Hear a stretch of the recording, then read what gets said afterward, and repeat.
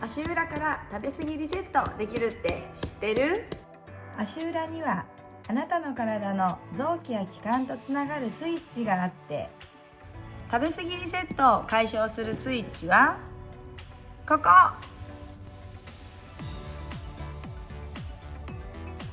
足の親指のお山の下側で、具体的な反射区としてはいだよ。足裏のお山の下2センチほどを親指で上から下にマッサージしてあげてね。最高の結果を出すために保存して1日に1回マッサージしてみてね。